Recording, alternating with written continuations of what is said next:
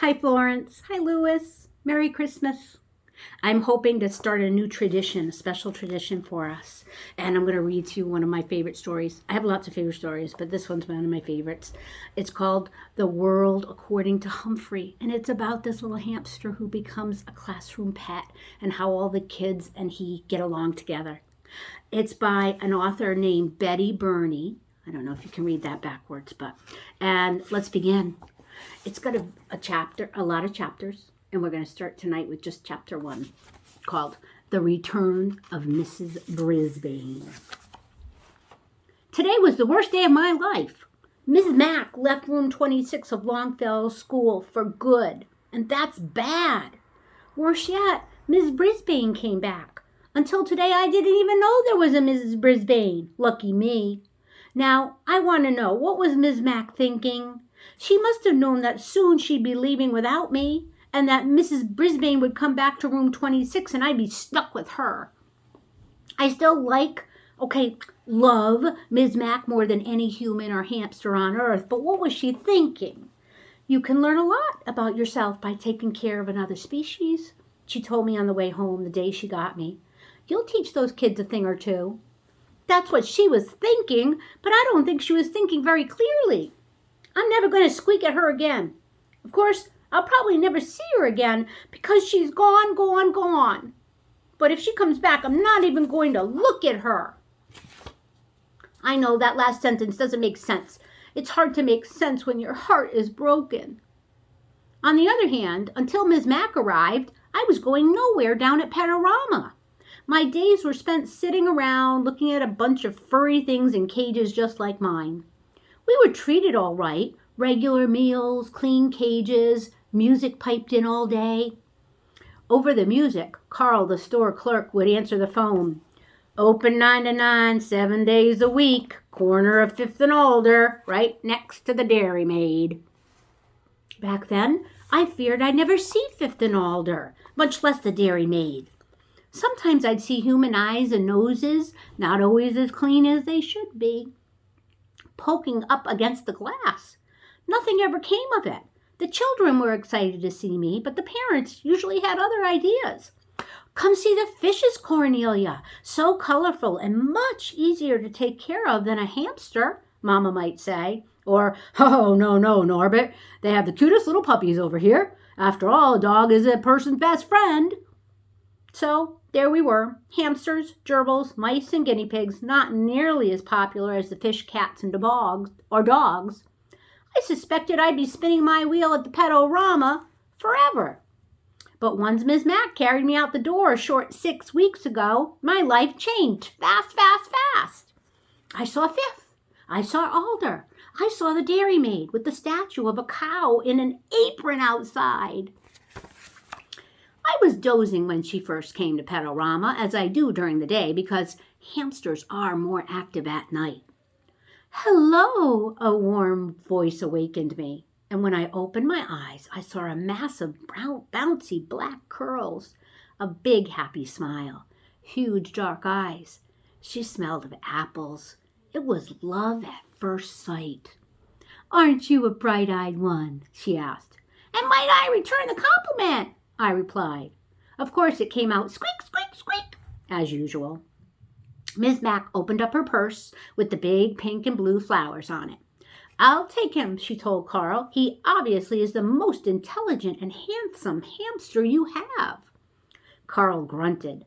Then Miss Mack picked out a respectable cage. Okay, not the 3-story pagoda I had my eyes on, but it was a nice cage. And soon, amid squeals of encouragement, my friends in the small pet department, from the tiniest white mouse to the lumbering chinchilla, I left Pedorama with high hopes. We sped down the street in Miss Mack's bright yellow car. She called it a bug, but I could clearly see it was a car. She carried my cage up the stairs to her apartment.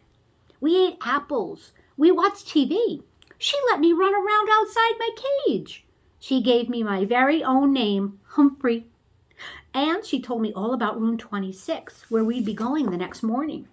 And since you are an intelligent hamster who is going to school, I have a present for you, Humphrey, she said. Then she gave me a tiny little notebook and a tiny little pencil. "I got these for you at the doll shop," she explained. She tucked them behind my mirror where no one could see them except me. "Of course, it might be a while before you learn to read and write," she continued, "but you're smart, and I know you'll catch on fast." Little did she know I could already make out some words from my long and boring days at Pet-O-Rama. Words like chew toys, kibble, pooper scoopers. Remember, a hamster is grown at about 5 weeks old. If I could learn all the skills I needed for life in 5 weeks, how long could it possibly take me to learn to read? I'll tell you, a week. Yep. In a week I could read and even write a little with my tiny pencil. In addition to schoolwork, I learned quite a bit about the other students in room 26, like lower your voice, AJ, and speak up, Saya, and wait for the bell, Garth, and Golden Miranda. Even after I found out her name is really Miranda Golden, I thought of her as Golden Miranda because of her long blonde hair. After all, I am a golden hamster. Yes, life in room 26 suited me well during the day. My cage had all of the comforts a hamster could ask for. I had bars on the windows to protect me from my enemies. I had a little sleeping house in the corner where no one could see me or bother me. There was my wheel to spin on, of course, and a lovely pile of nesting material. My mirror came in handy to check my grooming and to hide my notebook. In one corner, I kept my food, and the opposite corner was my bathroom area because hamsters like to keep their poo away from their food. Who doesn't? And my needs were taken care of in one convenient cage, all of them. At night, when I went home from school with Ms. Mack, we watched TV or listened to music. Sometimes Ms. Mack played her bongo drums. She made a tunnel on the floor so I could race and wiggle to my hamster's heart's content. Oh, the memories of those 6 weeks with Morgan McNamara. That's her real name. But she told her students to call her Ms. Mack. That's how nice she is, or was. On the weekends, Ms. Mack and I had all kinds of adventures. She put me in her shirt pocket, right over her heart, and she took me with her to her laundry room. She had friends over, and they laughed and made a fuss over me. She even took me for a bike ride once. I can feel the wind in my fur. I still can feel it. I didn't even have an inkling until this morning of the unsqueakable thing she was about to do to me. On the way to work, she said, "Humphrey, I hate to tell you, but this is my last day in room 26, and I'm going to miss you more than you'll ever know." What was she saying? I hung onto my wheel for dear life. You see, it's really Mrs. Brisbane's class. But just before school started, her husband was in an accident. So I took over for the class. And today she's coming back for good.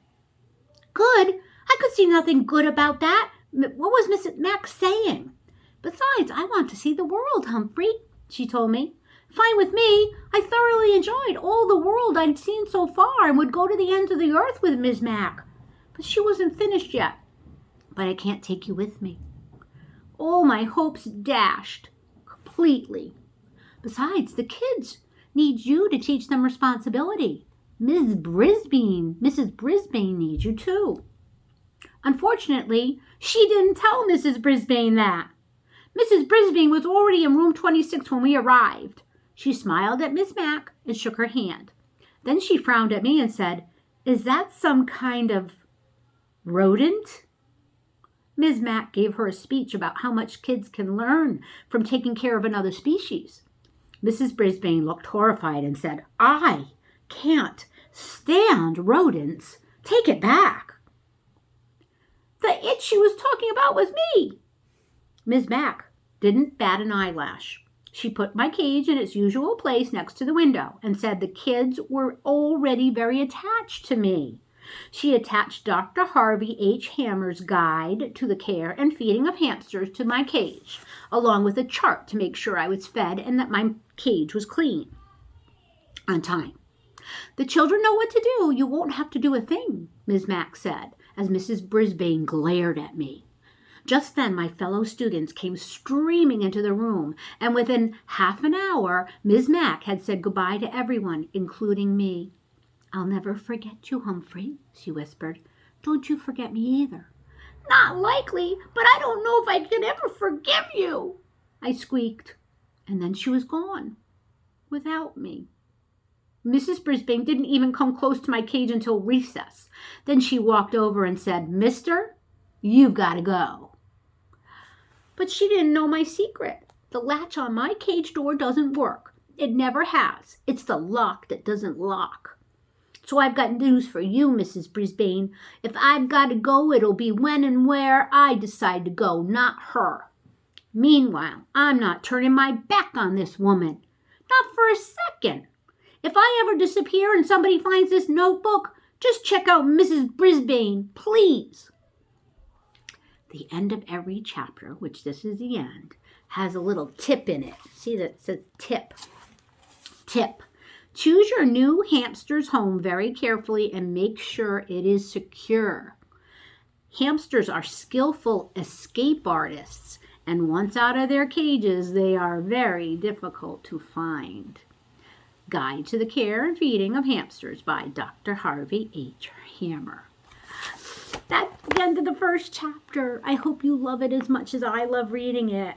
And I'm going to tune out now and catch chapter 2 coming next. I love you.